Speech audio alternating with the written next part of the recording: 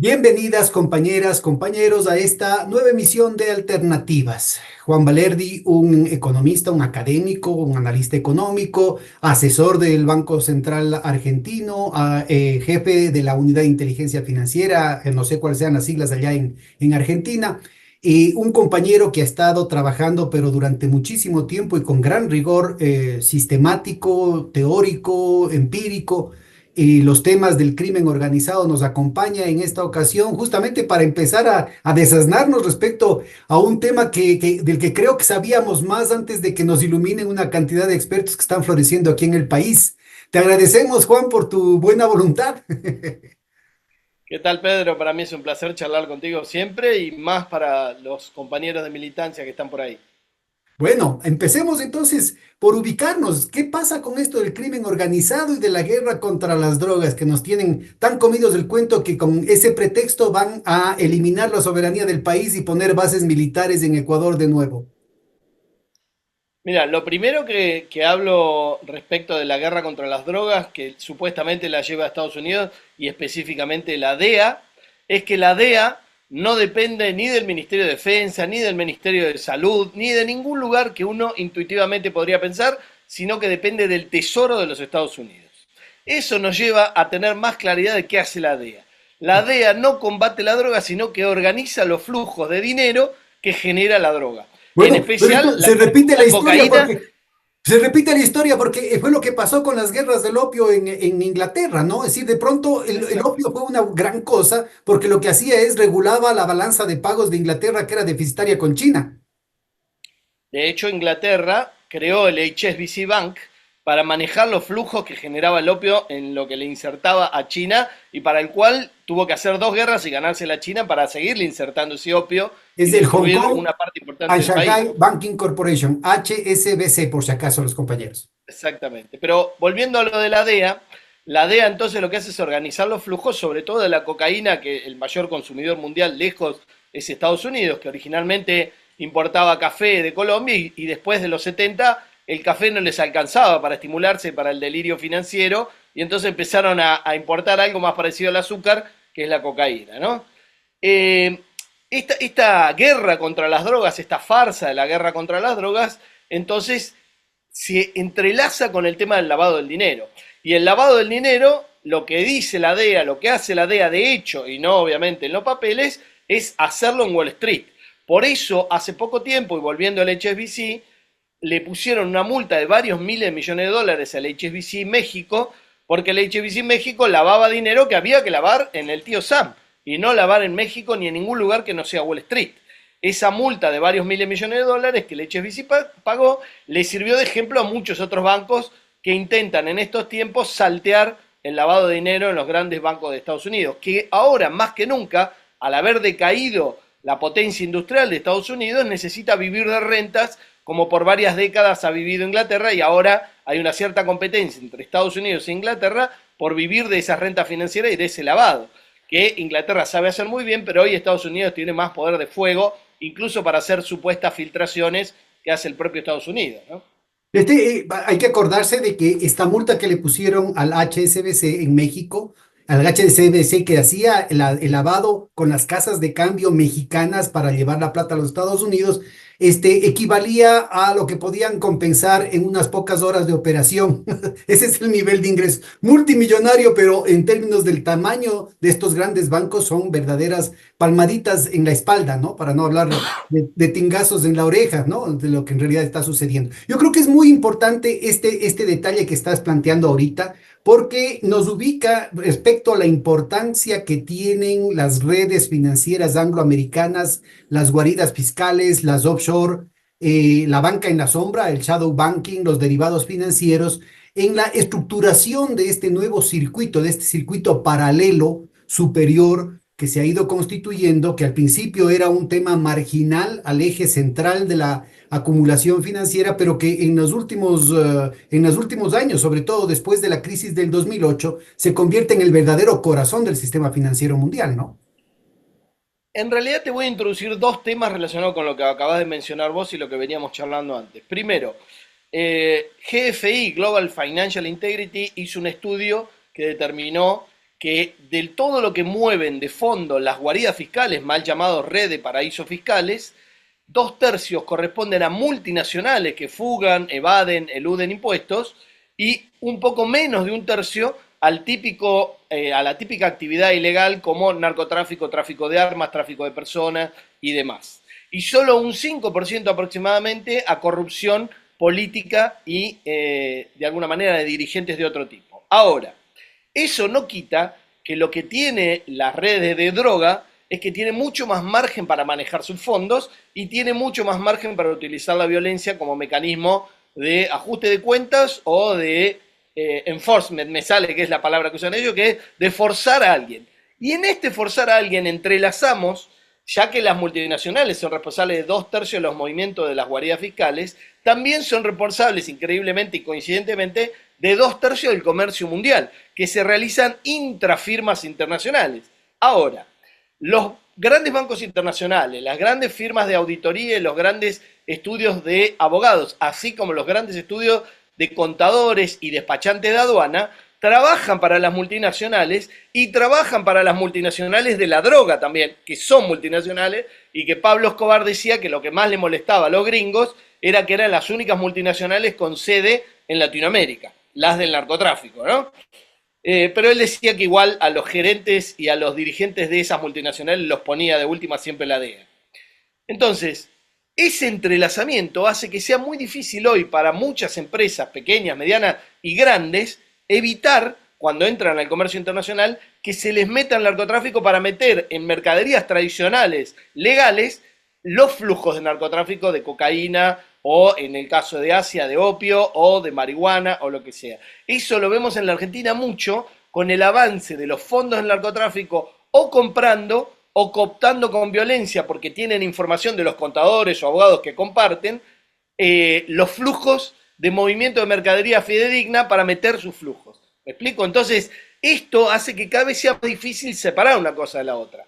Si a eso le sumamos otro tema importante que es, se habla mucho de la forma en que se manejan las mafias, pero si hoy uno mira cómo se manejan los empresarios de las multinacionales y de las grandes multinacionales financieras, que son mucho peores que las productivas, no hay mucha diferencia de los criterios de funcionamiento que la mafia. Se supone que son más violentas las mafias, pero las mafias solo son violentas cuando hay un cambio de sponsor, un cambio de quién está detrás, un cambio de los comisarios o de los agentes de la ley que están del lado de una o de otra banda. Normalmente no usan la violencia, la usan como último recurso, porque es mala para los negocios, diría el padrino, ¿no es cierto? Te toca a ti.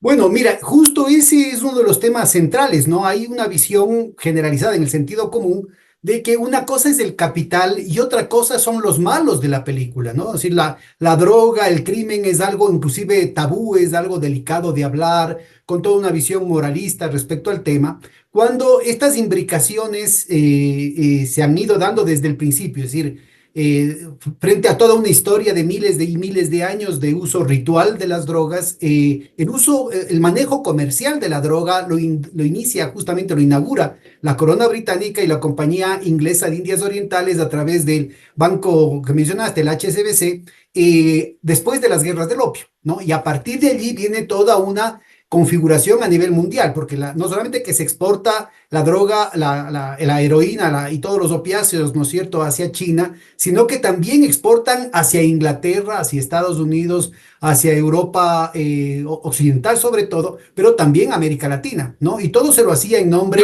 de libre comercio, esa era la cuestión. No es que en esa época no se sabía que eso era malo. Recuérdese que inclusive Gladstone, ¿no es cierto?, el primer ministro inglés del emergente Partido Liberal, estaba en contra del tráfico de drogas, el arzobispo de Canterbury estaba en contra del tráfico de drogas, inclusive el consorte, el príncipe consorte de la pundonorosa reina Victoria estaba en contra del tráfico de drogas, y sin embargo se lo hizo, ¿no? Es la pundonorosa reina Victoria, la virtuosa sociedad moralista británica fue la que impulsó el tráfico de drogas de manera institucional en todo el mundo en nombre del libre comercio. Esto es un punto fundamental porque no es una cuestión del pasado. Uno de los héroes intelectuales de los libertarios de la extrema derecha acaba de morir, Antonio Escotado, ¿no es cierto? Y él tiene una serie de volúmenes.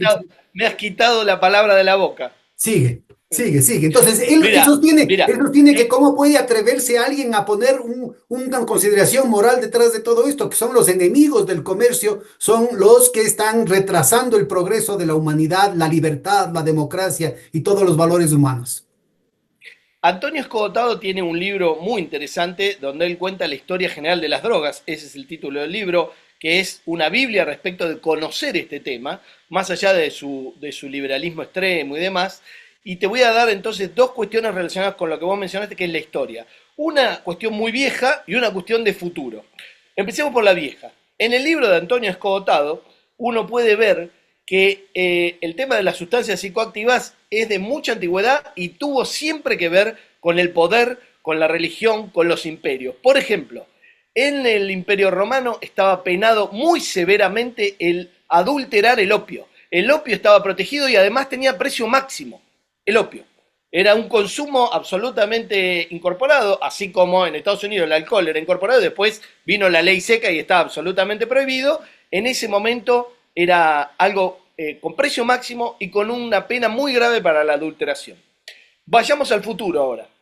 En el futuro creo que vienen algo que puede ser muy loco respecto de los flujos de fondos que muevan las drogas si las drogas comienzan a ser cada vez más fuertemente sintéticas, como el fentanilo, por ejemplo. Porque eso daría vuelta de dónde salen y a dónde van las drogas. Estados Unidos podría ser un gran exportador de drogas.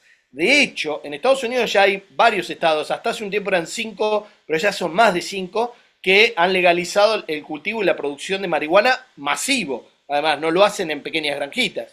Y esa marihuana la están haciendo transgénica. Esa marihuana transgénica tiene una potencia muy alta y la están empezando a exportar al mundo.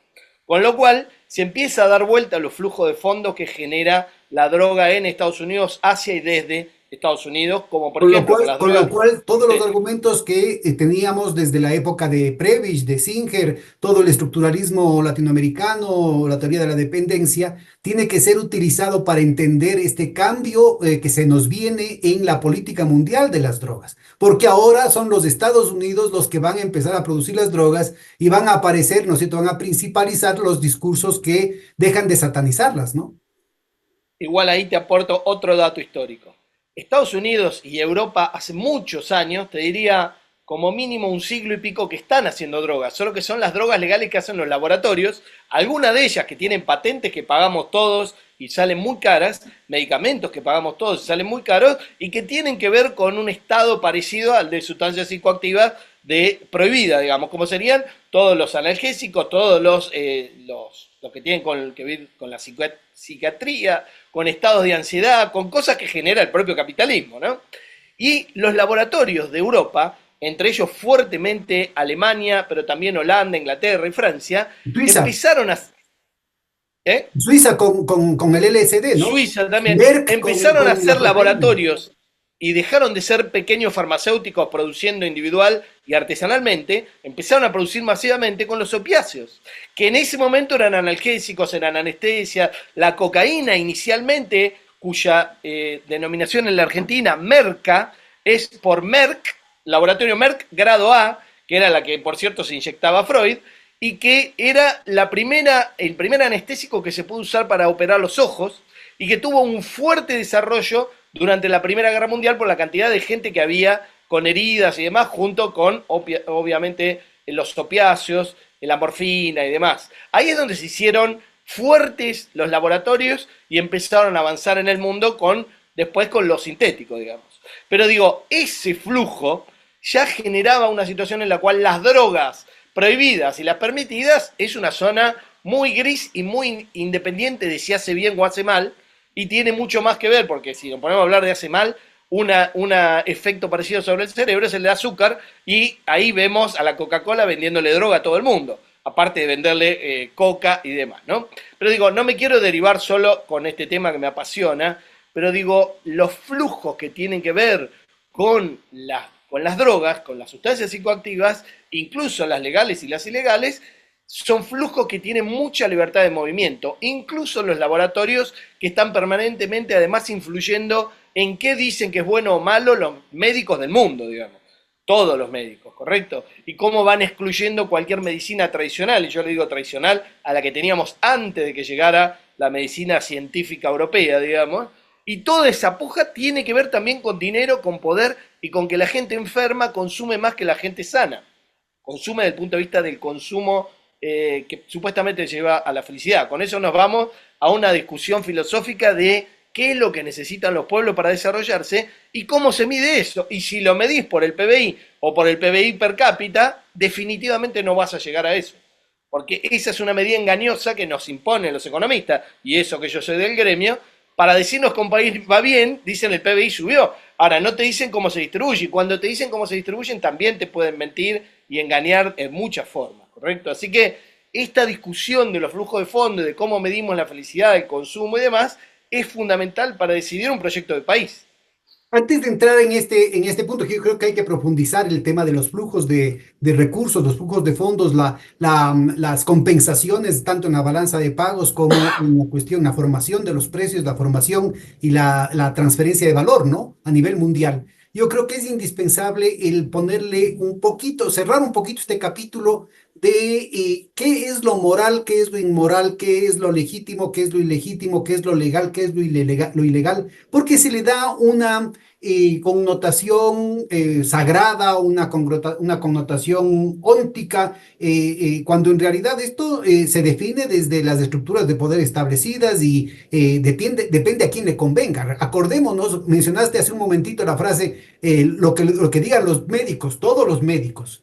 Recuérdate que durante décadas, ¿no es cierto?, a pesar de la evidencia abrumadora que había respecto a los efectos cancerígenos del tabaco, se logró mantener suprimida esa información y que inclusive las más importantes universidades, los más importantes médicos del mundo, premios Nobel de medicina, gente de John Hopkins, por ejemplo, decían, se convirtieron en voceros a sueldo de la Philip Morris, de las otras tabacaleras, porque simplemente les pagaron, ¿no? Y fue solamente en la época de Clinton, que además le costó el escándalo de Mónica Lewinsky, el que se trató de hacer por favorecer a las tabacaleras, se trató de hacer un arreglo en que el Estado asumía todas las demandas judiciales por daños y prejuicios y solamente le cobraba una multita de la misma proporción que la que le cobraron al HSBC para resolver el problema. Yo creo que es muy importante el conversar sobre ese detalle porque inclusive en compañeros militantes hay esta visión moralista del tema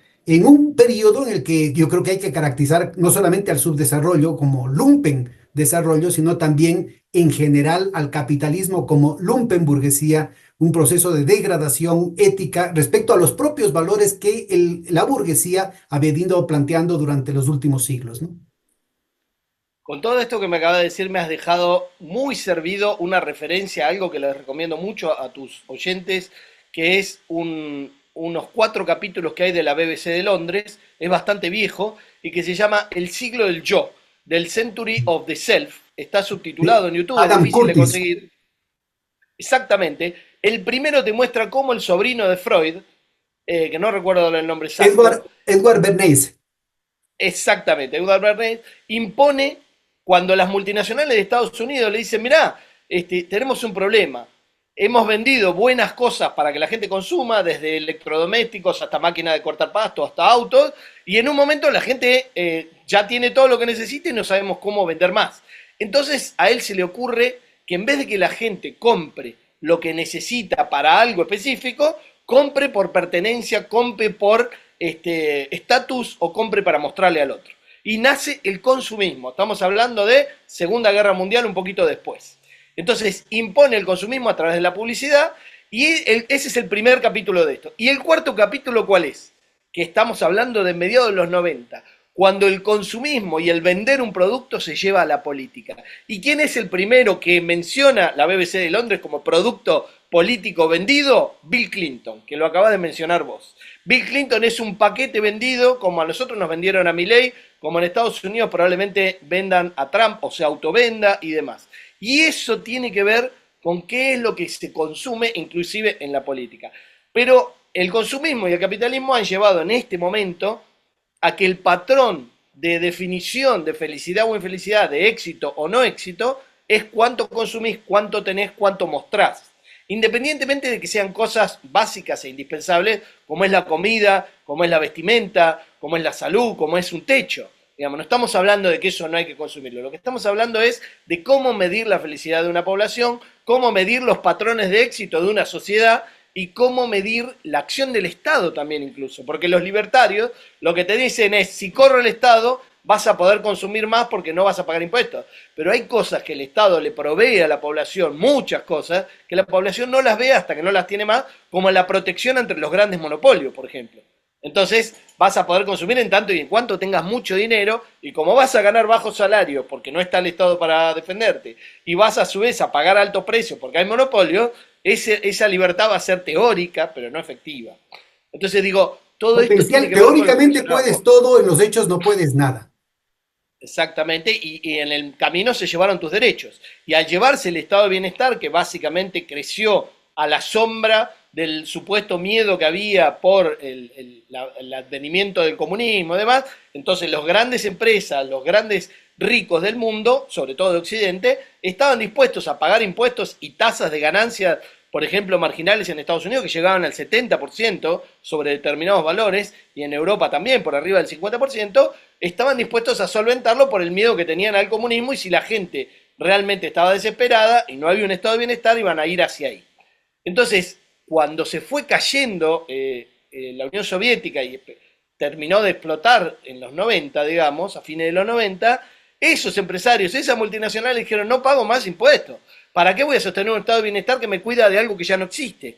Y ahí es cuando se empieza a desmantelar el Estado, pero además dejaron de pagar impuestos primero en el hemisferio sur, pero también en el hemisferio norte. O sea, desde el punto de vista de la evasión y elusión, el Ecuador se corrió hasta el Polo Norte. No pagan en ningún lado. Y fíjate esto que descubrí yo de casualidad, después de la crisis del 2008, los grandes tenedores de bonos del Tesoro de Estados Unidos, que hoy tienen una deuda billonaria que es impagable, es impagable y además no la tiene que pagar porque permanentemente la va refinanciando y va armando una bola de nieve gigante. Y ellos imprimen los dólares en última instancia, no pueden, no tienen ningún problema.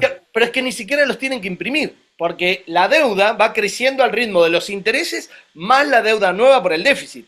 No es que todos los años van pagando una diferencia, no. Si este año la deuda es 100 y los intereses fueron 30 y el déficit público 8, el año que viene la deuda va a ser 138 y así sucesivamente. Que además con tasas altas eso es una bomba de tiempo terrible. Pero digo, esta situación, que es además de insostenible, explosiva, hizo que los tenedores de bonos del Tesoro de Estados Unidos los radiquen en guaridas fiscales. Entonces Apple no paga impuestos en Estados Unidos por lo que gana en todo el mundo, tampoco paga impuestos en Latinoamérica o en Europa, hace de cuenta que todo eso lo gana en Irlanda, no le paga ni siquiera Irlanda, que le da 500 millones de euros y un par de miles de trabajadores, y ahí compra bonos del Tesoro de Estados Unidos para cubrirle el agujero que le dejó por no pagar impuestos. Fíjate que lo mismo que nos hacen a los países latinoamericanos, también se lo hacen a Estados Unidos. Y por eso, hoy Estados Unidos, el Estado también está desmantelándose y la población de Estados Unidos cada vez más tiene problemas de pobreza, problemas de indigencia, ¿no? Bueno, un ejemplo clarísimo es el tema del arbitraje que le sigue Perenco, una empresa supuestamente francesa, que movilizó a toda la diplomacia francesa, todo tipo de presiones y amenazas del Estado francés, una actitud neocolonial de los franceses, incluyendo el embajador de ese entonces acá en el Ecuador, a favor de los intereses de esta empresa, que resulta que estaba domiciliada en las Bahamas, ¿no? Sí, o en las Bermudas, ya ni me acuerdo, en alguna de estas guaridas fiscales.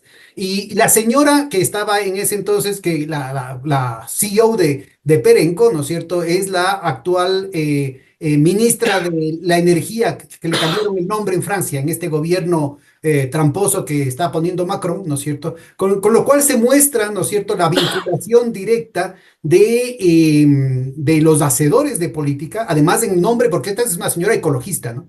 Entonces es en nombre de las más altas banderas de la ecología, del medio ambiente, del futuro de la humanidad que se utilizan primero la barbaridad de las guaridas fiscales, estos paraísos fiscales, guaridas fiscales. Segundo, el tema de los arbitrajes internacionales en contra de los países del tercer mundo. Y tercero, la evasión fiscal, ¿no? Tanto en el norte como en el sur. Es decir, acá Perenco incumplió su contrato y la normativa, la constitución, las leyes del Ecuador, el propio contrato que lo viola Perenco y que era causal suficiente para la caducidad de ese contrato, no importó para nada y simplemente con todo el abuso del caso se impusieron estos arbitrajes totalmente desproporcionados por la economía ecuatoriana. Entonces, yo creo que se está ejemplificando lo que tú estás mencionando en casos muy específicos para todos los países, a tal punto que la propia España ahorita, ¿no es cierto?, está buscando cómo denuncia los tratados en los que tiene incluidos los arbitrajes porque se vuelven insostenibles, ¿no?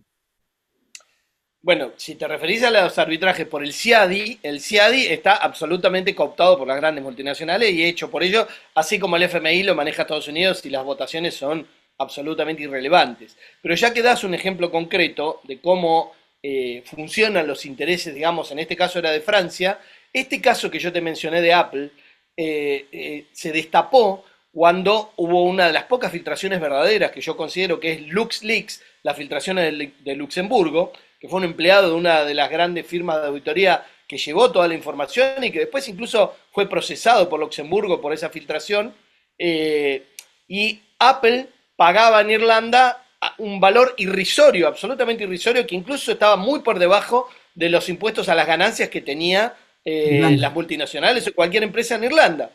Pero cuando la Comisión de Defensa de la Competencia de Europa, porque no podía sancionarlo a alguien, a un país extranjero, porque Irlanda es parte de Europa, de la Comunidad Europea, le dice a Irlanda, por tal año revisé y Apple como mínimo te debe 13.000 millones de euros, y le dice a Apple, páguele y a Irlanda cóbrele. Apple le dice, mirá, yo hice un acuerdo con un Estado soberano, no tengo por qué rendirte cuentas a vos. Y Irlanda le dice, yo soy un Estado soberano y bueno, a mí me convenían los empleos y qué sé yo, bla, bla, bla.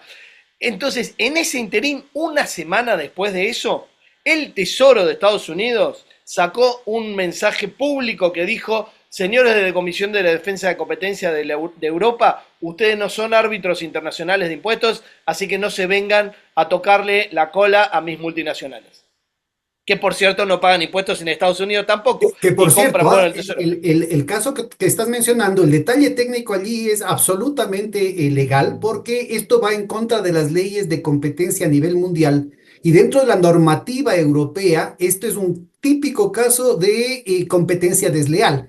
Porque Apple Exacto. tiene una gran ventaja en términos tributarios porque está pagando menos que los estándares que ya son bastante divergentes entre los distintos países. 12,5% es la tasa de ganancias de empresas de Irlanda. Sí, pero 12,5. En Irlanda tiene muchísimo más bajo de lo que tiene en Alemania, de lo que No, tiene no, en Suecia, lo que pagó y mucho efectivo menos. ese año Apple no llegaba al 1%. Entonces, Cuando además la tasa de Irlanda era el 12,5, era ridículo. Pero Irlanda que dice, mirá, a mí estos de Apple vienen y me dicen, te doy 500 millones de euros por año más o menos y pongo 1.000 empleos de alto sueldo y vos no me preguntes nada. Y Irlanda dice, dale, si total, si no lo hago yo lo va a hacer otro. Ese es el problema de la competencia desleal. ¿Qué pasa con Europa? Europa no puede ponerle a Irlanda en una lista negra de guaridas fiscales porque es parte de la Comunidad Europea. Entonces no se puede poner Europa a decir que un miembro de la Comunidad Europea se comporta de esa manera como una guardia fiscal. Entonces lo saca por la competencia desleal, lo cual además es cierto. Pero además, después de la crisis del 2008, que todos estábamos de acuerdo en que las guaridas fiscales no solamente fueron parte del descontrol financiero desde el punto de vista de los flujos de fondos sin pagar impuestos, evadiendo, eludiendo, fugando divisas y demás, sino también desde el punto de vista de la regulación, desde el punto de vista prudencial, de que no haya cosas que hagan que el sistema tambalee. Entonces, la OCDE y el G20 hicieron de cuenta que iban a arreglar todo ese problema de las guaridas fiscales y, oh Dios mío, que es un engranaje fundamental del lavado de dinero que mencionábamos al principio en Wall Street y en Londres. ¿No? La red de guaridas fiscales alimentan a Wall Street y a Londres, no alimentan a otro lugar, ni acumulan lingotes de oro ni dólares en billetes físicos. Son solo sellos de goma para que se pierda el trazo. ¿Qué ha pasado? En los últimos tiempos Estados Unidos ya no necesita más de esas redes porque se acabó la etapa del disimulo y como el poder de Estados Unidos está en declinación, en especial en su área productiva, ya no quiere disimular, ni le interesa, ni le importa que el otro se entere que el dinero que se fuga de la Argentina fue a Estados Unidos o de Ecuador. Entonces dice, sí, el dinero está aquí. ¿Y cuál es el problema? ¿Qué vas a hacer? Y además tiene la caradurez de hacer la ley FATCA, que lo que te hace es obligarte a cualquier organismo financiero del mundo a que le dé toda la información a Estados Unidos por si algún estadounidense está mandando algún dinero que no ha declarado en Estados Unidos, alguno que ellos no sepan, claro, y dice, yo cualquier cosa te mando lo tuyo también, o sea, te voy a hacer recíproco, lo cual obviamente es incomprobable y solo mandan al de los opositores o a alguien que quieren entregar para hacer de cuenta que el sistema funciona, ¿no? Para nuestra audiencia, me parece que déjame subrayar un par de cosas de la riqueza de elementos que presentaste. La primera, este que parecería un tema anecdótico, es absolutamente sistémico. Primero, porque ubica claramente este proceso de deterioro de las condiciones estructurales de reproducción del poder angloamericano, el declive hegemónico, implica un descaro, o sea, una degradación, una desnudez en su relación con sus socios más íntimos, con los que se supone que al menos durante la época de la Guerra Fría, con miedo a la amenaza soviética, con miedo a la revolución, ¿no es cierto?, planteaba un cuidado de las formas muy sofisticado, digamos, en términos de permitir, inclusive, ya no solamente a nivel del discurso, sino de permitir en los hechos procesos de redistribución del ingreso muy significativos en distintos países de Europa, ¿no?, de sus socios. Y lo mismo pasó en los esfuerzos contrainsurgentes en Asia, ¿no?, en Japón, en Taiwán, en Corea del Sur. Hicieron un esfuerzo inclusive por hacer reforma agraria, reforma tributaria, reforma administrativa, por esta necesidad de contener el avance del comunismo en el mundo. Entonces, es muy importante ubicar que esta transformación tan rápida que se está dando abre inmediatamente unos frentes absolutamente descarados y descarnados con sus socios más íntimos. Es clarísimo, por ejemplo, que el problema con Ucrania ahorita involucra como objetivo principal el debilitar no solamente a Rusia, sino debilitar también a sus amigos de Europa Occidental. Es quebrar la economía de Europa Occidental con la filosofía de menos boca, más me toca, ¿no? O sea, primer punto. Segundo punto es este tema de la lógica de las guaridas fiscales y de cómo esto perfora de manera sistemática toda la legislación y todos los avances constitucionales, botando al tacho de la basura la autonomía de lo político, botando al tacho de la basura la autonomía de lo jurídico, ¿no? Todas las mejores leyes, y esto involucra inclusive toda la tradición jurídica y de estado de bienestar, por ejemplo, por un lado de los países nórdicos, por otro lado de los países renanos, ¿no? Del capitalismo de Alemania, de Holanda, de Austria y eventualmente también de Francia, ¿no es cierto? Que quedan totalmente nulitados precisamente porque quedan abiertos estas posibilidades de arbitraje a través de estos loopholes, a través de estos caliches, de estos huequitos que se van armando en términos de estos paquetes regalones por el que compiten, es una competencia hacia el fondo, ¿no es cierto? Que tiene cabida dentro de la legislación europea y que, como mencionamos hace un momentito, de pronto solo puede ser detectada o de pronto solo puede ser controlada apelando a las leyes de competencia, como el tema de la competencia desleal. El problema es que como hay el bullying de parte de los Estados Unidos, el primer punto que estábamos hablando, el primer punto sistémico que estábamos hablando, a la larga, ¿no es cierto?, puede ser que entre los países europeos algo se controlen, pero cuando vienen los Estados Unidos, todos se bajan el calzón. Dos cosas respecto a todo lo que mencionaste que es muy interesante. Primero, Alemania tenía el 70% del Producto Industrial de Europa y tenía energía barata a través del gas que le llegaba de Rusia a través de dos gasoductos, de los cuales uno claramente, no hay ninguna duda para mí, Estados Unidos bombardeó con intermediarios o sin intermediarios, es irrelevante, ahora por la guerra, el Nord Stream, y entonces Alemania está pagando su gas licuado traído de Estados Unidos 4 veces lo que pagaba el gas de Rusia. Eso lo pone no solamente en una situación de inviabilidad para su industria y para su población y para su estado de bienestar, sino también en una posición de imposibilidad de competir con China, por ejemplo. Entonces tiene que, de alguna manera, romper lanzas con China y no comerciar con China lo cual lo deja también en una situación de aumento de costos para su población de todo lo que intercambiaba Alemania, mandándole algunos de sus productos y trayendo de China los que China producía más barato y Alemania no se había especializado. Entonces, la población de Europa está absolutamente frita, fregada. Es la que más tiene para perder en esta OTAN versus Rusia y que es un solapado OTAN versus China o Estados Unidos versus China. Todo eso, además de tener repercusiones sobre la energía, genera cosas absolutamente delirantes como triangulaciones de energía que Rusia le vende a India, que India le vende a Europa. Entonces Rusia sigue manteniendo el rublo alto, aunque lo hayan sacado del sistema SWIFT de pagos internacionales. El dólar, a su vez, muchos dicen, voy a empezar a cambiarlo por otra cosa, porque si me porto mal y me sacan del SWIFT como sacaron a Rusia, yo no sé si tengo poder para hacer mi negociación como hizo Rusia con India, China y demás, y salvó el rublo, y salvó a sus bancos y salvó su industria. O su energía en venta, digamos. Entonces, hay varios países del mundo, muchos países del mundo, que como vos bien decís, eran aliados de Estados Unidos, pero empiezan a decir, ¿qué pasa si cualquier cosa que yo haga no le gusta a Estados Unidos? Por ejemplo, ir a choque con China, y entonces me cortan el SWIFT. De hecho, en estos días, Trump está diciendo que cualquiera que trate de salirse del dólar para el comercio internacional le van a aplicar aranceles del 100%. O sea, ya está previendo que va a haber muchos que están tratando de dejar de costado el SWIFT, porque en realidad comerciar en dólares no es mandar dólares físicos, ni mucho menos, ni necesariamente hacer la transferencia de los dólares de alguna manera directa. Es a través del SWIFT, que es el sistema de intercambio de los bancos que pasa por Nueva York y por los dólares de Nueva York. Ese sistema no solamente le brinda a Estados Unidos el poder de manejar el dólar como una moneda internacional y tener un déficit monstruoso en comercio y en su estado, sino también la información de ese comercio que pasa por el SWIFT y que tiene que ver con la confianza entre compradores y vendedores, que no es fácil reemplazarlo de un día para el otro. Pero además, para China, Estados Unidos es uno de los grandes demandantes de su producción, con lo cual no pueden matar de un día para el otro al dólar, que está comprándole una parte importante de lo que vende China. Pero China tiene superávit comercial con 183 países del mundo. Es decir, de a poco va a ir reemplazando a Estados Unidos con el comercio con otros países del mundo, que son la mayoría, y con el mercado interno de la propia China. Entonces digo, todo esto va configurando una situación que hace que Estados Unidos esté cada vez más desesperado, y eso para nosotros que somos el patio trasero es una mala noticia, porque un país como Estados Unidos, con el poder de daño que tiene, y ahí voy a meter otra cosita y te paso la bola a vos, otra de las cosas que cortó el disimulo de Estados Unidos fue el mecanismo para imponer gobiernos o para destituir gobiernos del lawfare.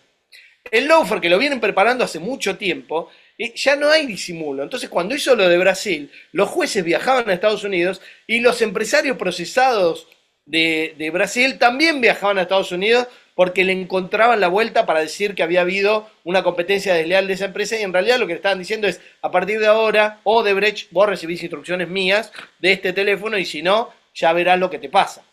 Odebrecht, que estaba construyendo un puerto de aguas profundas en Cuba para el canal que iba a ser en Nicaragua, China, equivalente al canal de Panamá, o que estaba construyendo un submarino con tecnología nuclear, con tecnología francesa. Entonces, eso es Odebrecht. O la empresa que tenía de aviones Brasil, que le tuvieron que vender a la empresa estadounidense después del golpe a Dilma, después de Temer y demás. Sin hablar de que se dieron su mayor potencia desde el punto de vista energético, que es el presal, que es en el océano brasilero y que tenía exclusividad Petrobras, y lo primero que hizo Temer, que es el que vino después de Dilma, después del golpe, es entregar el presal, ya no tiene más exclusividad Petrobras. Entonces digo, lo mismo está pasando en la Argentina. El gobierno que tenemos ahora está entregando todos los recursos de la Argentina, el litio, la energía, incluso la pesca en el sur, que han pedido coimas, sobornos absolutamente ridículos, como 15 millones de dólares por algo que vale miles de millones de dólares, y era por 15 años.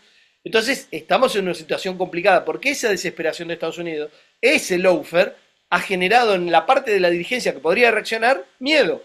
Porque hay muchos que han ido presos, porque hay otros que están exiliados, porque hay muchos dirigentes, incluso a nivel medio, que han ido presos a nivel sindical en la Argentina, me imagino que también en Ecuador, y Sí, entonces justamente esta están es una ahorita lucha persiguiendo violenta. al secretario general del sindicato petrolero en el Ecuador, David Almeida. Entonces, justamente ese punto, ¿no es cierto?, ubica, no solamente estamos hablando de una represión a los trabajadores, a la oposición, a los movimientos sociales, a los movimientos indígenas, al correísmo, por ejemplo, al kirchnerismo, al PT, a Lula, a figuras que han sido emblemáticas en la resistencia o en la construcción de una alternativa, aunque no, en términos de resistencia, esté, digamos, dentro de lo que hace 50 años era absolutamente potable para el imperio, hace 20 años era absolutamente potable para el imperio, sino que ahora lo están haciendo con sectores de la propia burguesía. Están continuando con el offer a las empresas que son rivales, ¿no? Y esto incluye ya no solamente el caso de Huawei, que fue muy notorio y muy escandaloso a nivel internacional, sino en estas cosas un poquito más taimadas, pero cada vez menos, como tú bien dices, ya se acabó el disimulo con sus socios más íntimos, en el caso, por ejemplo, de Europa. Es clarito, ¿no es cierto?, que aludieron a una intimidad mayor con Australia para tumbarse el contrato que tenían de submarinos con Francia, recuerda, es una cosa de hace 2 años nomás. Es decir, es una cuestión Pero que te doy todo un se ejemplo en basa el en el caso de la temor. Argentina. Perdón, sí. Te doy un ejemplo en la Argentina. En la Argentina estábamos a punto de terminar una usina nuclear de tamaño mediano y escalable, o sea que se hacía por partes y no esperando 10 años a que estuviera terminada, se iba haciendo un décimo por año y eso era absolutamente exportable al mundo. Está desarrollado en la Argentina desde mediados de los años 70 y se estaba por terminar, faltaba 10% de la obra y el actual gobierno no solamente la desfinanció, sino que echó a los 300 trabajadores ultra especializados que había ahí, porque esa usina nuclear compite con las usinas que vende Estados Unidos y que son extremadamente caras, tardan mucho tiempo en hacerse y demás. Pero además de eso, vos mencionabas recién el tema este de los sindicatos y la resistencia o la no resistencia. Yo creo que una de las cosas que está intentando hacer con mucho éxito, a través sobre todo del Big Data, que quiere decir de todos los datos que tienen de la población y lo que vimos en Cambridge Analytica, los que no vieron el documental, véanlo, de cómo manipulan a la gente, no quieren solamente hacer ganar elecciones a gente que esté del lado de ellos, porque además siempre que los hacen ganar por un par de puntos porcentuales para que no tengan mucho poder y dependan además de ellos sistemáticamente, y para que haya, sobre todo, creo, un conflicto interno en cada uno de los países en los cuales estemos al borde de la guerra civil. Que es lo que hoy pasa en la Argentina, no sé en Ecuador, pero en la Argentina estamos al borde de una guerra civil entre gente que ha creído lo que les ha vendido Milei y la derecha y los grandes medios de comunicación y los que no creemos eso y los que tratamos de que la Argentina no se saquee, no se destruya el Estado. Nuestro propio presidente dice que es un topo que viene a destruir el Estado, lo dice públicamente, o sea, el nivel de alevosía con que se Así maneja como, nuestro así como presidente. dice entre el Estado y la mafia, yo prefiero la mafia porque es libre mercado, pues. No solamente eso, aplaude a los mafiosos y aplaude a los que han fugado capitales porque salen del infierno. De ahí viene el mal Son llamado héroes. paraíso fiscales. Los paraísos fiscales salen los empresarios del infierno, de los que le quieren cobrar impuestos, para ir a los paraísos fiscales. Esa es una traducción adrede, errónea de haven, en vez de gehaven, que sería sin pronunciarlo, uno y otra palabra. Una guarida y la otra es paraíso. La mala traducción se hizo adrede porque decían los pobres empresarios les cobran muchos impuestos para repartírselo a los vagos y a los políticos corruptos. Entonces, ese verso que se viene instalando hace mucho tiempo ha tenido una nueva vuelta de tuerca que hace la confrontación entre la población y de esa manera generar una imposibilidad de generar un proyecto de país en la Argentina, en Ecuador, en Brasil o en cualquier lugar del mundo, porque permanentemente hay dos bloques chocando socialmente que están al borde de la guerra civil y que, por cierto, lo que no puede evitar Estados Unidos es que ellos mismos tengan esa situación, Claro. la de una guerra civil inminente entre los que se creen determinados versos y los que no se creen de por qué Estados Unidos está como está, ¿no?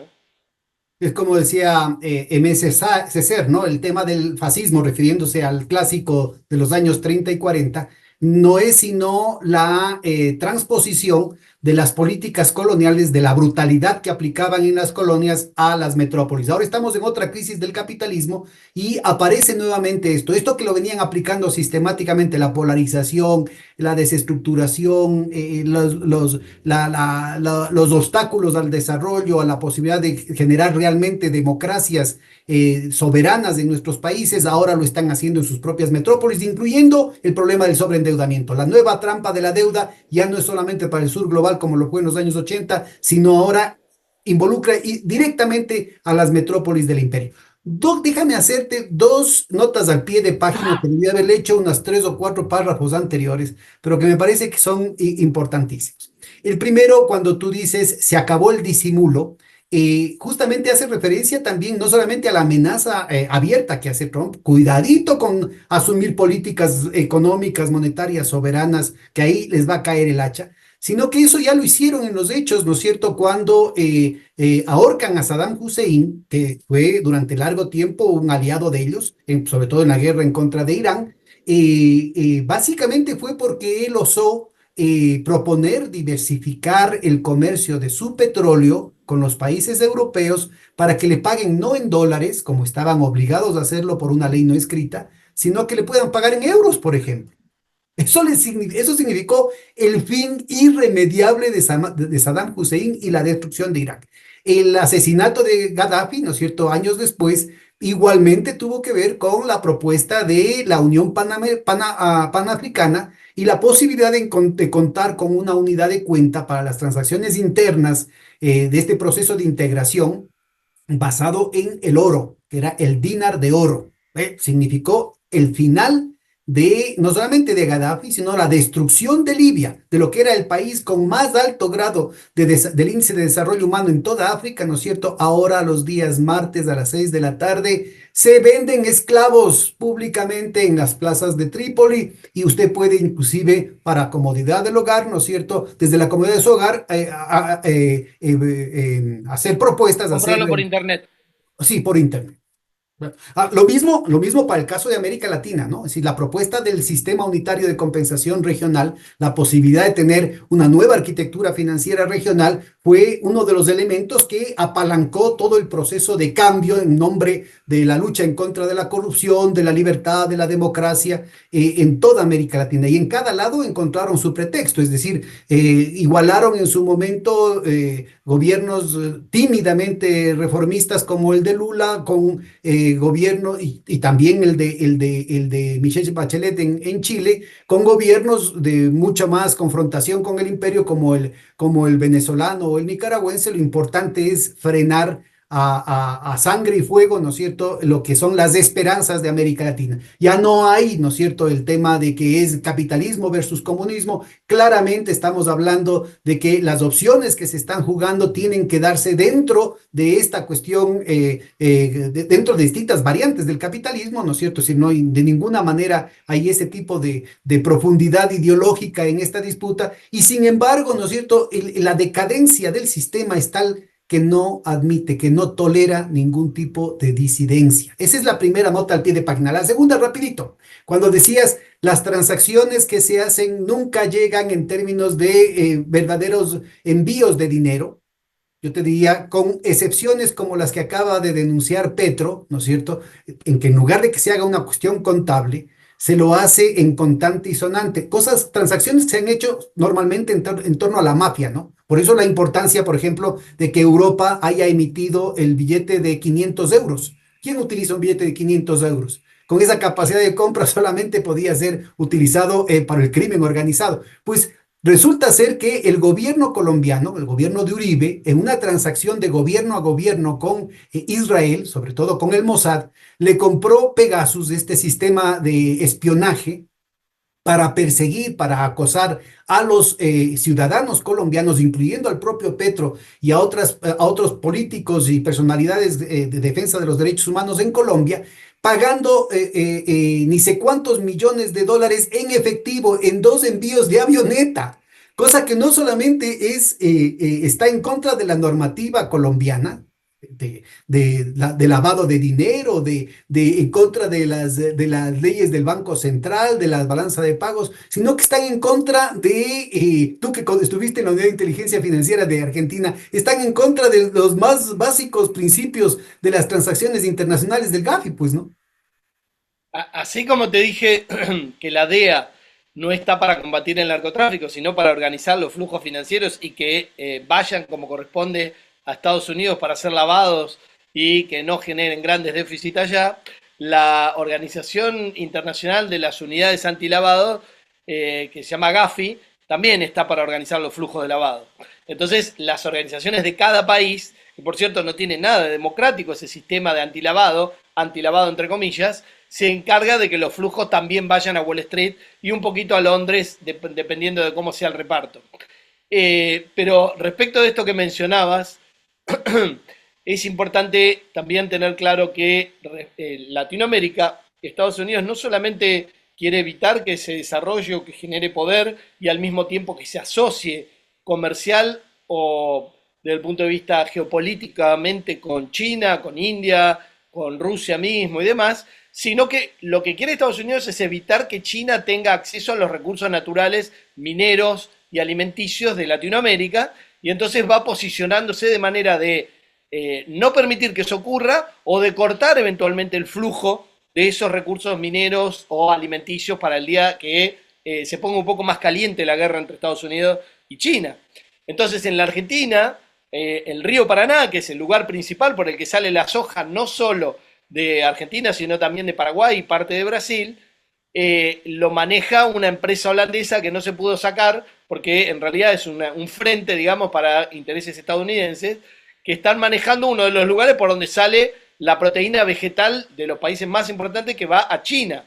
Entonces, ese es un flujo que para China no es fácil reemplazar porque los otros grandes vendedores son Brasil y Estados Unidos.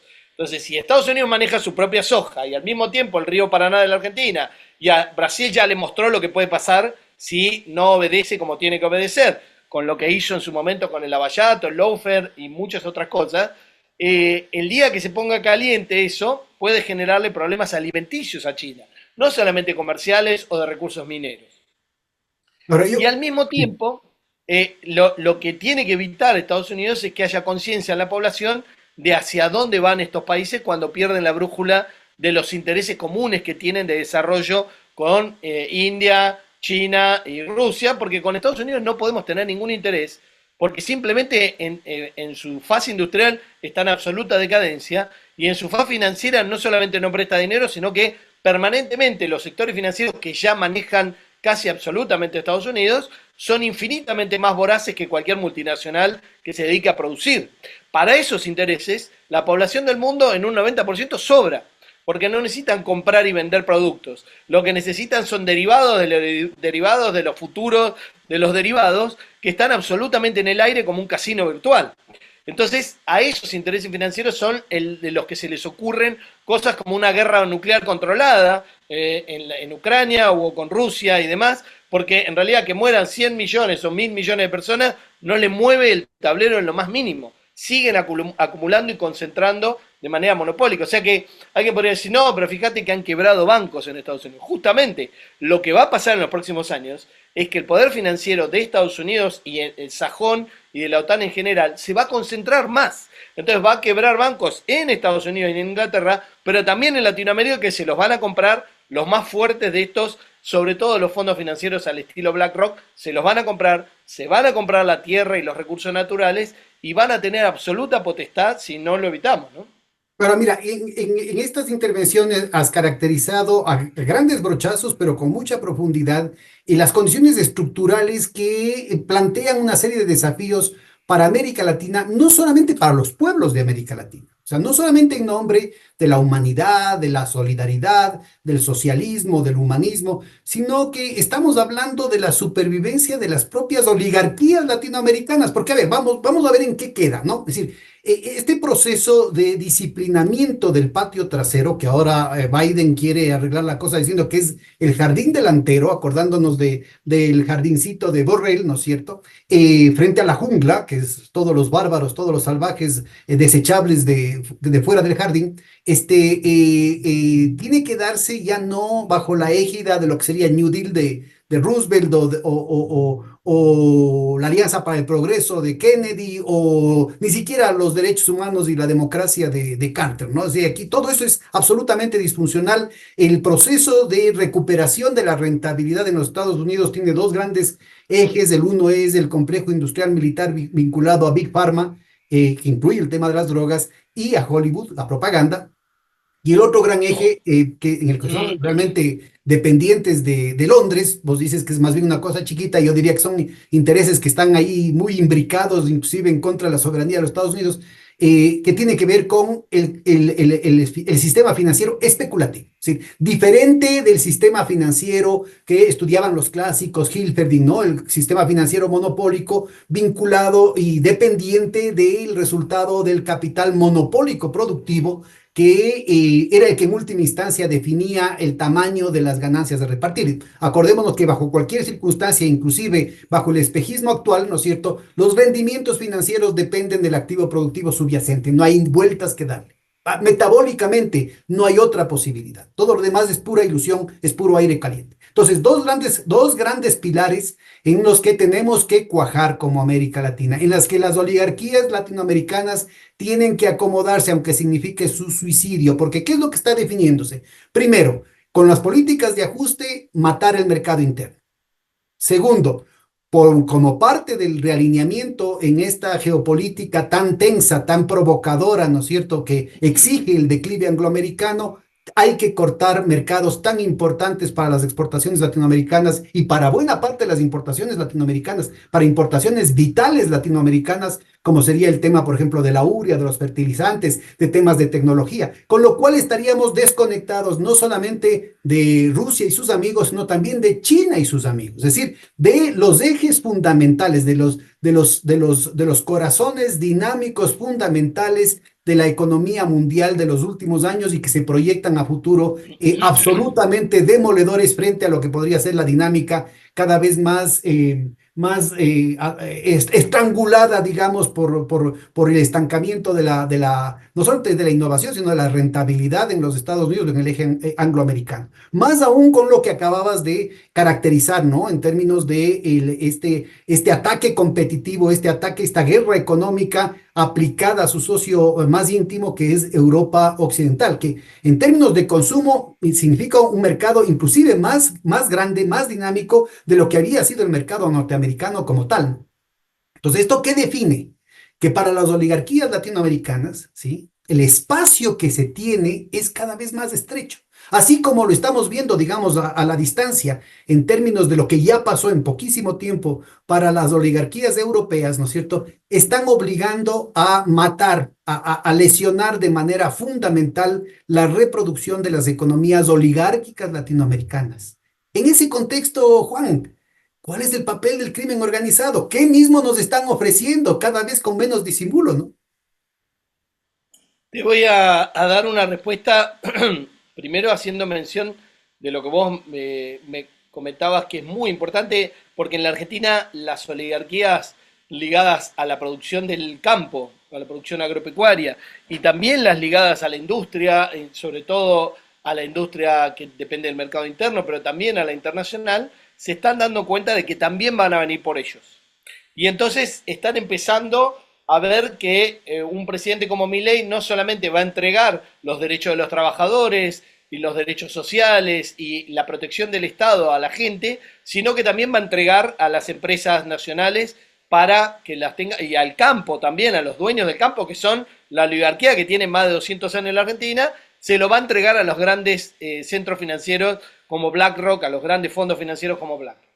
Pero, paralelamente a eso, un tema que no mencionamos y que es muy importante y que probablemente lo dejemos para un segundo encuentro para ampliarlo porque es muy interesante respecto del futuro de Latinoamérica, es lo que los organismos internacionales han llamado la economía no observada, que forma parte, según ellos, la informal, que es básicamente supervivencia, la subterránea, que tiene que ver con evadir impuestos y con no declarar una parte de las actividades, y la ilegal, que tiene que ver con lo típicamente ilegal, como el narcotráfico, partes de autos robados, tráfico de personas o cosas por el estilo, la extorsión. Entonces ahí entran las mafias en esto último que menciono, pero ellos, Estados Unidos y el poder económico financiero y el poder productivo y otros, van a tratar de emparentar todo eso en un mismo paquete.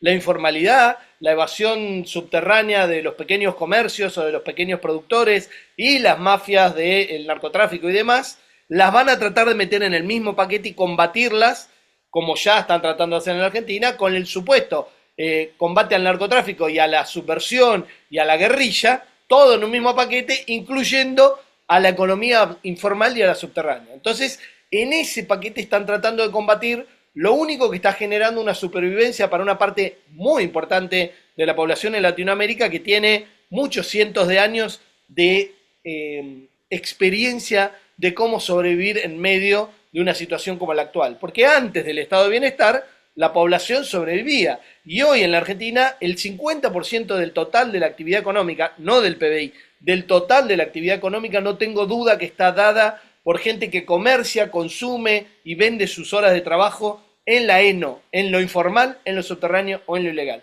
En países como Bolivia es el 70% de la economía, o sea, el doble del PBI es lo que está en ese sector informal, subterráneo o ilegal, que son distintos sectores y distintas formas de trabajar. Pero esto es la forma que se está resistiendo la población a ser descartada, a ser tirada en la banquina, y en algunos casos, lamentable e increíblemente, una parte de esta población, a la que le va muy bien funcionando ahí, y no hablo solo de las mafias ilegales, es liberal o es libertaria porque dice, a mí el Estado siempre me molestó, nunca me vino a ayudar. Me venían y me pedían que pague tal campaña porque si no me cerraban y me mandaban a la policía. Viene la policía y me dice esto. Entonces ven al Estado como alguien hostil, pero se olvidan que mandan a sus hijos al colegio público, al hospital público, etcétera, etcétera. Entonces han generado la sensación de que el Estado sobra en una parte muy importante de la población que se sentía abandonada por el Estado. Eso es clave para que lo desarmemos como idea y quede claro que el Estado los está salvando a ellos de tener que pagar valores delirantes por la energía, que en la Argentina está pasando ahora con la energía eléctrica, con el gas y con incluso el agua y otros servicios, y que los monopolios y oligopolios, si sale el Estado, mandan y ponen los precios que quieran y ponen las condiciones de trabajo que quieran. Incluso para los que generaban desde la parte formal de la economía demanda sobre la parte informal. Entonces todo esto es fundamental en Latinoamérica porque tenemos una forma de funcionar fuera de las normas que no necesariamente hay que festejarla, pero que en este caso está generando la supervivencia y una forma de esquivar esta invasión, digamos, que viene del norte y que tiene mucho más que ver con lo formal y no con el territorio, que es donde está la ENO, la economía que todos vemos, pero que ellos llaman no observada. Bueno, mira, estos temas que estás planteando tú nos remiten de manera forzada, además, a zancos, ¿no? Frente a lo que fue la discusión económica latinoamericana de hace 40 y 60 años, ¿no? Es decir, lo uno, gente, por ejemplo, el papel de un Hernando de Soto, ¿no? El enigma del capital, el otro sendero y este El tema otro de sendero. la glorificación de la economía, digamos, subterránea, lo llamaba él, como un bastión moral de la economía libertaria, de las propuestas libertarias.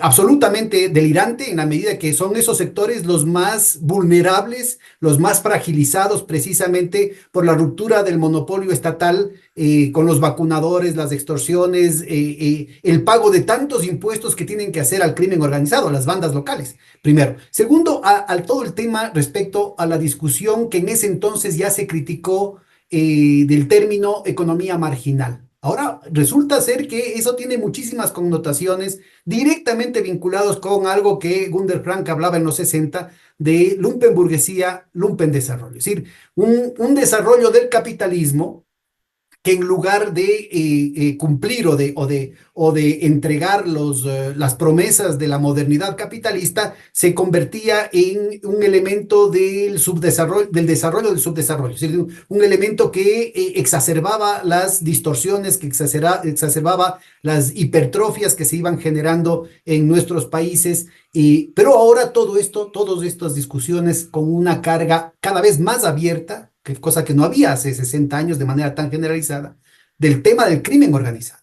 Ahora, este crimen organizado ya no aparece, y me parece muy difícil además el querer ligar, ¿no es cierto?, con las taras que así somos los latinoamericanos, somos vagos, somos ladrones, somos indisciplinados, así somos los católicos, ¿no es cierto?, en una recuperación muy diluida, muy barata de la ética protestante en el desarrollo del capitalismo. En fin, ahora claramente, ¿no es cierto?, todos estos males de América Latina, todos estos vicios del subdesarrollo, están directamente vinculados a estos flujos internacionales y a la presencia de estas multinacionales del crimen organizado. No hay forma de esconder eso. Bueno, como hablamos al principio, la forma de funcionar de las multinacionales y la forma de funcionar de las tradicionales, vistas como tradicionales mafias italianas u otras mafias, las mafias de Asia y demás, no son nada distintas hoy y claramente dentro del capitalismo funcionar como un mafioso, desde el punto de vista de la definición tradicional que tienen los puristas y los moralistas de Estados Unidos, es funcionar capitalista, de un manera capitalista. De hecho, te voy a mencionar algo que es una anécdota que a mí como economista me impactó muchísimo y no conozco casi ningún economista que lo supiera, yo de casualidad llegué a ello. Cuando vino la crisis del 2008, España e Italia estaban muy preocupados por subir un poquito su PBI porque su relación del PBI con la deuda estaba muy ajustada respecto de lo que mandaba la Unión Europea. Como el PBI no subía por la crisis del 2008 y sus secuelas, estaban poniéndose creativos. Entonces alguien que era muy creativo se puso a estudiar cuál era la definición de lo que entra en el PBI y lo que no entra en el PBI. Y dijo, eureka, vamos a empezar a meter el microtráfico de drogas y la prostitución dentro de la medición del PBI. Y yo que vi la noticia dije, pero ¿cómo es esto? Sobre todo la prostitución que se puede legalizar de última no era tan grave, pero el microtráfico de drogas no era de drogas legalizadas, era el microtráfico, gente que se dedicaba a comprar y vender al por menor, digamos, ¿no?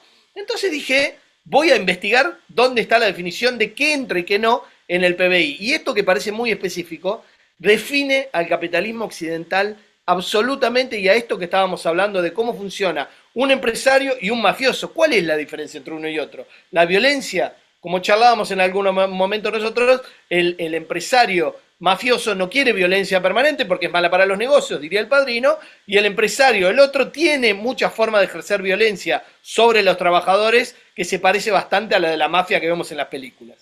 Pero ¿cuál era el límite entonces? Busqué, a mediados de los 70, los grandes organismos internacionales se pusieron de acuerdo en la metodología. Y hay un párrafo que claramente dice esto casi textual. No puede ser que la legalidad o ilegalidad defina lo que está dentro o fuera del PBI porque eso varía de país a país.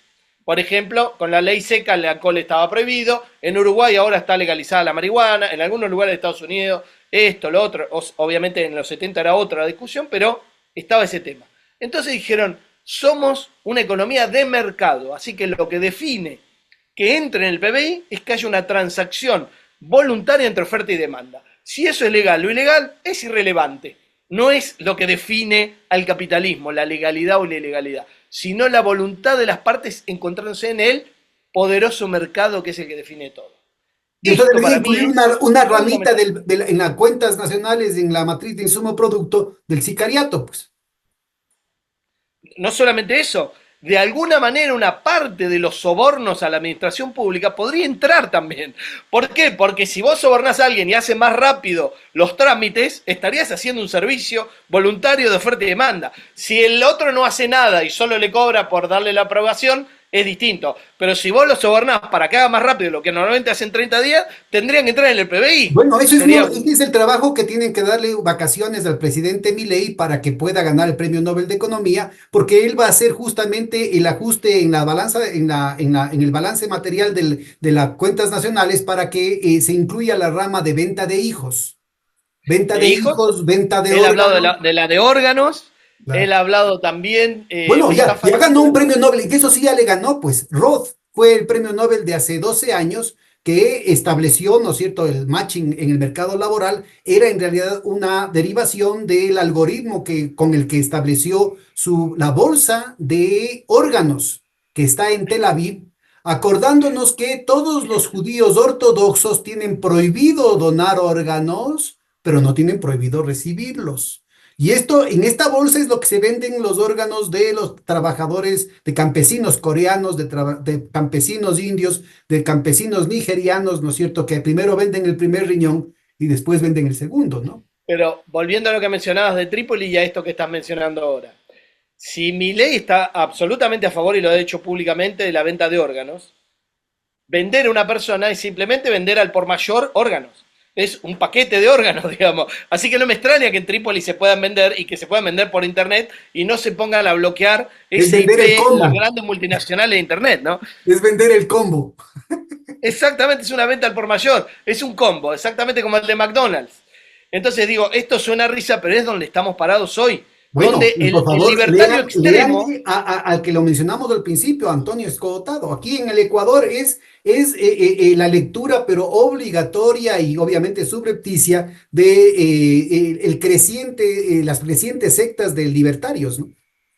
el libertario extremo, no hay nada que salga de esto que mencioné antes, que es una transacción voluntaria de oferta y demanda que esté afuera de lo que es posible y deseable. Es absolutamente potestad de cada uno hacer lo que quiere mientras se ponga de acuerdo de oferta y Además, demanda. si está en el mercado es eficiente, ¿no? Exactamente. Entonces, el libertario extremo es obviamente antihumanista. No tiene en cuenta la condición humana, sino que somos todos una especie de carne ambulante o una especie de robot que tiene complicaciones, digamos, y que sería con mucho deseo reemplazado. Y esto de robot me trae una cosa que no me quiero olvidar. Volviendo al tema del no disimulo y volviendo al tema de los recursos de Latinoamérica, Elon Musk, que obviamente es no solo Elon Musk, sino Estados Unidos, que está detrás de Elon Musk, tratando de que alguien desarrolle autos eléctricos en Estados Unidos, en vez de que sea China, que le lleva mucho tiempo de ventaja a Estados Unidos, y bancándolo en muchas cosas y en una carrera espacial delirante y demás. Elon Musk, cuando le dieron el golpe a Evo, dijo, si tenemos que dar 5 golpes por el litio, lo vamos a dar porque obviamente el litio para baterías eléctricas para sus autos y Bolivia estaba haciendo baterías propias con tecnología de China y Alemania.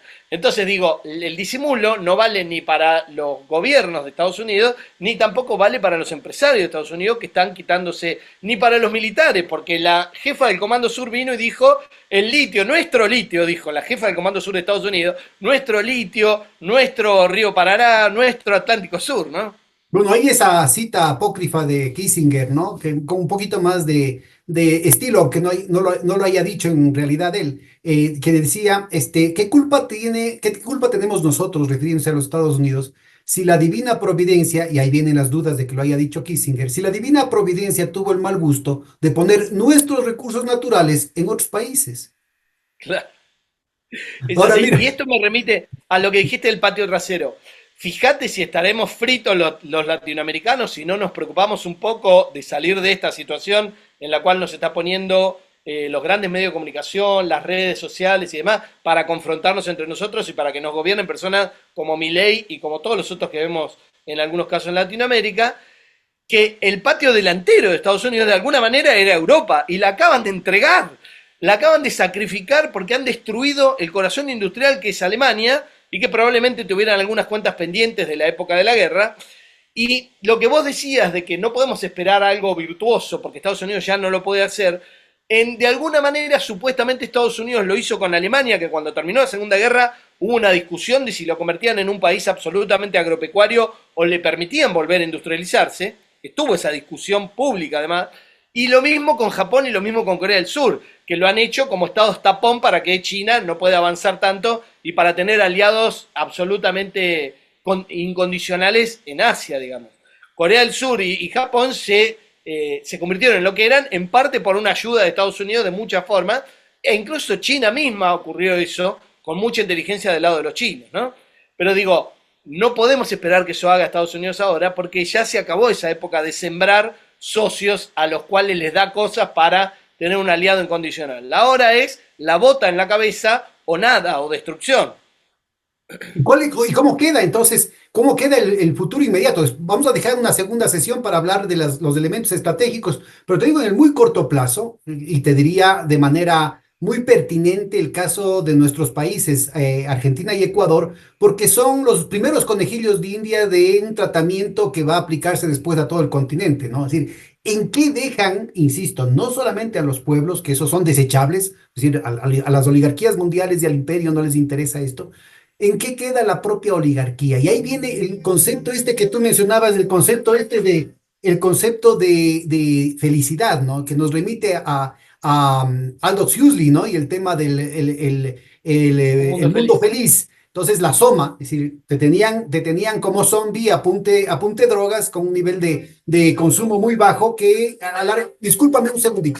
Yo ahora agarro, yo te interrumpo. Sí, solamente Ya que quería mencionas este ubicarte, libro, porque hay este tema de la droga, ya sería en otro proyecto, ¿no? Tener a la gente más bien como cultivo hidropónico con goteo de las drogas adecuadas, estaría ayornado inclusive por el foro de Davos, ¿no? El foro de Davos y Yuval Harari lo plantean inclusive ya en una propuesta transhumanista, ¿no? Huxley, que igual Repite, por favor.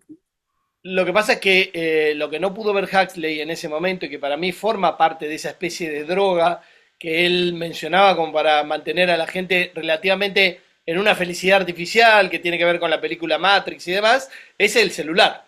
El celular y la conexión permanente, sobre todo de los jóvenes, con el celular y la intermediación del celular en sus conexiones con los otros, porque el problema de esto, como volvemos a lo de la BBC, el siglo del yo. En la medida en que logren fomentar cada vez más el individualismo y las conexiones virtuales, en vez de las conexiones personales, las redes sociales, el importarte el otro y demás, estamos derrotados. No hay nada que hacer. Si además le sumamos que la medición de éxito y de alguna manera reconocimiento tiene que ser el tener, y entonces los modelos son los grandes empresarios que han ganado mucho dinero, pero son absolutamente infelices, pero han ganado mucho dinero y hacen de cuenta que son felices, entonces tenemos un combo fatal. Por eso, una de las cosas que hay que hacer inexorablemente es generar conciencia en la población de restablecer lazos sociales y de que el otro importe, porque si no, la salida individual es absolutamente suicida, y esto lo digo literalmente, porque países del mundo que tienen resuelta su cuestión económica, como los escandinavos, como los suecos, como los japoneses, tienen la más alta tasa de suicidio, porque son países que en el fondo son individualistas o que tienen poco costumbre de desarrollo del O lazo social. suicidios indirectos, como el tema del fentanilo y los oxicodonas en los Estados Unidos, que tienen unos niveles crecientes de causales de muerte, pero que además ha reducido la esperanza de vida, no de los latinos y de los negros, que son las poblaciones marginales supuestamente, sino de los WASP, de los blancos, anglosajones y protestantes, ¿no? Pero yendo a ese punto entonces, en el libro de Huxley, Un Mundo Feliz, a mí me fascina y lo leí de nuevo hace poco tiempo, junto con 1984 y con algún otro que no me acuerdo. Kafka, Y Kafka hay que Fahrenheit. ponerlo, Y los tres son. Fahrenheit. ¿Cuál otro decías tú? Fahrenheit. Ah, Los tres juntos me leí y bueno, sobreviví. Pero digo, en un mundo feliz, la mujer de la pareja esta que estaba se sentía como que le faltaba algo. Y se van de vacaciones a un lugar donde estaban los bárbaros, que si no recuerdo mal era México o algún lugar de Centroamérica, donde la gente vivía fuera del sistema.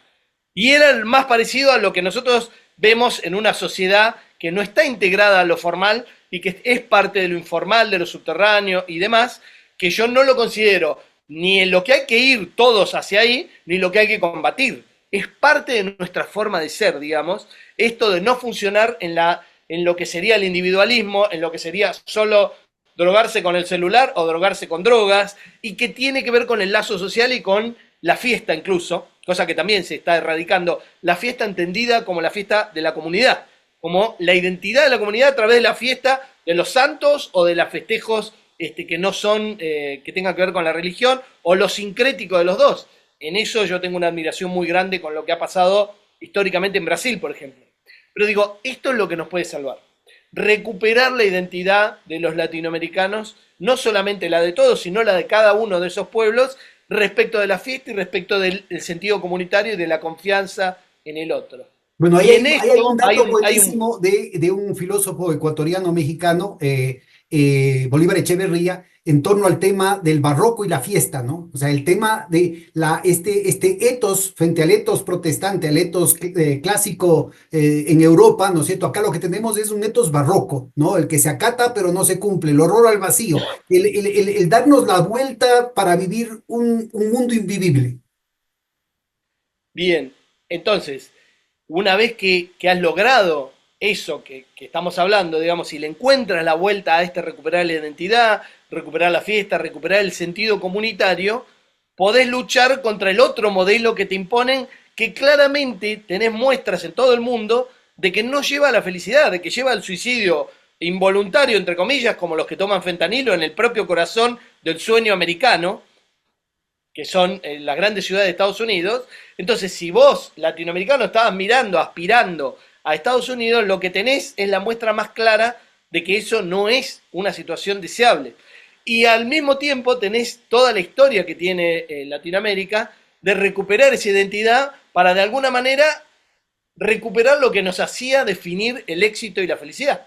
Pero esta es una discusión filosófica y lo que han logrado con este tipo de cosas como el celular, las redes sociales, la distracción de la televisión cada vez con contenidos más patéticos, los discursos de la política que cada vez dicen menos, porque en realidad el que dice mucho parece que es muy complejo y entonces lo dejan fuera de votación y demás, todo eso ha excluido la charla y el debate entre la población, que es lo único que nos puede sacar hacia otro modelo. Ahora, Es una discusión en todo claramente no en filosófica de filósofos, de la población que sabe eso. discutir de eso. Ese es un punto fundamental, es decir, salió recientemente el libro de Emmanuel Todd, un demógrafo judío, además, muy Lo metido en el recomendé tema ampliamente. atlantista, pero con disidencias, con una cierta autonomía de pensamiento que justamente ubica, ¿no? Estas tendencias demográficas y culturales, ¿no? Que están planteando una distinta forma de entender la familia, un distinto futuro de la familia, que están definiendo de manera estructural una derrota de Occidente. ¿Qué pasa dentro de Occidente a lo que sería el patio trasero del Occidente, que es América Latina? Y sobre todo, Juan, yo creo que aquí hay un tema generacional clave porque los sectores más vulnerables, pero al mismo tiempo cruciales en la posibilidad de darle esa vuelta a la que hacíamos referencia, son los jóvenes. Y son los jóvenes, digamos, los que están ahorita con la menor, digamos, con las menores reservas en términos de experiencia histórica, pero también en términos de formación, como para, respecto a lo que fueron otras generaciones, digamos, las generaciones de la misma edad en los años 70, en los años 50, en América Latina eran una cosa totalmente distinta. ¿Cómo ves tú esa posibilidad con respecto a una juventud abocada además en términos ya económicos, en términos ya de cómo consigue el pan de cada día, cada vez más estrechos, ¿no? Sí, es cierto lo que decís, pero al mismo tiempo la juventud tiene la capacidad de adaptarse mucho más fuerte que la gente que ya tiene, como yo, más de 50 años. La porción de la población que claramente está más jodida en esta coyuntura es la clase media que tenía algún nivel de formalidad en su trabajo, en su consumo, en su acceso al sistema financiero, a la propiedad y demás, y que está derrumbándose. Porque el estado de bienestar, incluida la clase media, y la clase media hoy le sobra y le resulta cara a estos empresarios y a estas multinacionales que estaban dispuestos a pagar impuestos para sostener una parte de los servicios que iban a parar ahí, una parte de los derechos de esa persona y demás. O sea, en la Argentina se está combatiendo las jubilaciones y muchas cosas que tienen que ver con las jubilaciones, pero también los derechos de los trabajadores que tienen hoy 50, 55, 45 años y extendiendo las edades de jubilación y demás. Entonces, los jóvenes están más complicados para tener un trabajo formal, pero ya dan por hecho que no lo van a tener. Claro, es el Entonces empiezan a precariado. adaptar. Ya tienen inclusive una conciencia de clase en sí, diríamos, de precariado, ¿no? En términos de que así mismo Sí, son. y además no aspiran a tener, como saben que es imposible, y ya se adaptaron a no aspirar a tener una casa propia, lo cual es malo claramente, porque es muy deseable que alguien tenga su casa y demás, pero no es una aspiración que les genere choque permanente. Sí quieren hacer otros consumos para los cuales necesitan dinero y demás. Pero no quiero dejar de mencionar algo que tiene que ver con lo que vos dijiste de las oligarquías y demás. Las oligarquías tienen que darse cuenta que están fritas si ceden ante el imperio, digamos, y ante BlackRock y ante las dirigencias locales que va poniendo Estados Unidos en decadencia, pero sobre todo la población tiene que tener gente que claramente les transmita que hay que volver a discutir hacia dónde vamos. Y hay alguien que escribió un libro muy interesante desde Estados Unidos y que se llama Choque de Civilizaciones, que es de Samuel Huntington, de fines de los 90, y él decía que en algún momento iba a resurgir la cuestión religiosa. Y yo creo, tenemos un papa argentino, creo que la cuestión religiosa va a jugar un papel muy importante, así como lo ha jugado para mal, con mucho evangelismo y otro tipo de formas en las cuales se ha metido Estados Unidos para influir en campañas y demás. No digo que todo el evangelismo, pero había alguno que era un invento de Estados Unidos financiado, que incluso financiaba ONGs ligadas y Pero demás. parecería que el Papa Francisco es el único que está de la Iglesia Católica que está a la ofensiva, porque todo el resto de la Iglesia está burocratizada, absolutamente acomodada, ¿no es cierto? Y más bien en retroceso, dejándoles Justa, arcos abandonados, decíamos cuando jugábamos fútbol acá, precisamente a estos grupos de evangelistas, muchos de ellos, obviamente no todos, financiados por National Endowment for Democracy, ¿no? Justamente por eso, sin ser un especialista en Francisco, tengo amigos que son especialistas que han trabajado con él y me han transmitido mucho, pero sin ser un especialista te digo que justamente por esa historia que tiene la Iglesia Católica de mucho tiempo, que se ha venido desarmando no solo en Francisco, sino en papas anteriores, el Papa lo que está llamando es a lo sinodal, está volviendo a la gente y a los curas que están en el territorio, porque sabe que la mano va a pasar por ahí y no por las estructuras. Las estructuras las está desarmando o las está corriendo, pero llama a lo sinodal, llama a la gente a darse cuenta de la existencia del otro y al abrazo, la cultura del abrazo, sobre la cual escribió una amiga mía la cultura del abrazo del Papa, y esto es fundamental. Y el Papa además es peronista, ha sido peronista argentino y el peronismo básicamente tiene que Y ver con el pueblo, latinoamericano, no con además las estructuras solamente. latinoamericanista. Exactamente. Entonces digo, lo religioso va a jugar un papel importante en Latinoamérica, que es muy fuertemente ligada a lo religioso, incluso a lo católico, pero también en el resto del mundo. El Papa no está hablando solamente con los católicos de Latinoamérica, está hablando con todas las religiones en el resto del mundo y está siendo un articulador muy importante y no hay que minimizar el efecto del abrazo de la gente cuando está desesperada y cuando ve que el capitalismo, el consumismo y todo lo lleva a más infelicidad, abrazar cosas que se dejaron hace 200 años con el racionalismo, el iluminismo y con Descartes, ¿no? Ahora, mira, en todo este tema queda absolutamente pendiente, ¿no es cierto? La respuesta que puede dar esas oligarquías, la respuesta que pueden dar instituciones como la propia, la iglesia o las iglesias, instituciones como las Fuerzas Armadas, más allá de lo que sean los intereses de su bolsillo, ¿no es cierto? Es el tema de digamos, la posibilidad real de hacer sostenible lo que se viene. Te decía, matan el mercado interno, matan el mercado externo y en términos inclusive, en términos de volumen, ¿no? En términos de quantum, en términos de balances materiales, pero también están matando las posibilidades de tener esa ventaja en precios relativos que le daba el monopolio geográfico de la producción, por ejemplo, de coca. ¿Sí? Es decir, el momento que pasa a ser fentanilo, el momento que pasa a ser un producto industrial, es mucho más ubicuo, ¿no es cierto? Y es posible producir el fentanilo en cualquier otro lado. Inclusive pueden revertirse los términos de intercambio a favor de los Estados Unidos, con lo cual estas rentas del crimen organizado dejarían de estar disponibles para el reparto entre las oligarquías locales. ¿Y cómo la hacen?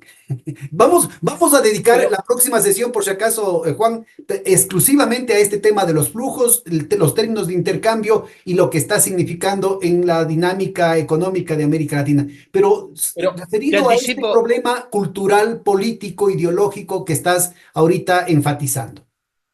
te anticipo entonces parte de mi respuesta para el próximo encuentro. En la Argentina se supone que hoy hay un nivel, según las mediciones formales, de 50% de pobreza y 20% de indigencia. Indigencia es que no alcanza el ingreso para comer, solo Ujú. comer. Yo creo que la gente la está pasando muy mal en la Argentina, muy mal. Sin embargo, gracias a la economía informal, a la economía subterránea y lamentablemente a la ilegal, lo cual tiene consecuencias muy graves, la gente nos está muriendo efectivamente 20% de la población argentina de hambre. Más allá de que hay un informe de Naciones Unidas de que hay 1 millón de niños que se van a dormir sin cenar. Entonces, eso es cierto, pero los pueblos están encontrando la forma de resistir esto que está ocurriendo. Y esa resistencia, cuando logre de alguna manera empezar a convertirse no solamente en una resistencia de supervivencia, sino en una resistencia de hacia dónde queremos ir los pueblos, y hay que tener un poco de confianza en los pueblos, eso va a llevar a la oligarquía, al ejército y a la estructura del sistema político en la dirección que los pueblos decidan. Lo que pasa es que los pueblos solos toman su tiempo para procesar todo lo que está pasando a una velocidad muy acelerada. O sea, lo que estamos viendo de la desesperación de Estados Unidos son 20 años, y 20 años para los pueblos es un chasquido de dedos, porque el Estados Unidos de los 90 era un Estados Unidos potente, con el cual incluso uno podía hacer buenos negocios y que estaba el mundo globalizado, dolarizado y los flujos ordenados y demás. De repente, desde el 2008 para acá, la aceleración de la decadencia fue abismal y exponencial, y China hace 40 años tenía superávit comercial con 4 o 5 países y hoy tiene superávit comercial con 183. Entonces digo, lo que ha pasado es tan brutal que aún los pueblos que tienen mucha capacidad para recomponerse, para reinventarse, van a demorar un tiempo en encontrar hacia dónde quieren ir. Cuando lo encuentren no va a haber nada que se les resista. Y en eso tenemos que, estás trabajando vos, estoy trabajando yo, y mucha otra gente, en ayudar a la gente a entender lo que está en juego entre los distintos modelos que se están ofreciendo. Aun cuando el modelo bueno, deseable, todavía no está definido. Pero el que está claro es el que nos están tratando de imponer, que no es bueno para el 99% de la población. Que quede como abreboca entonces, Juanito. Te agradezco muchísimo y esperemos la segunda parte de esta sesión. Un Muy abrazo gentil grande, Pedro. por tu generosidad, ¿ah? Siempre es un placer charlar contigo. Un gusto, chao.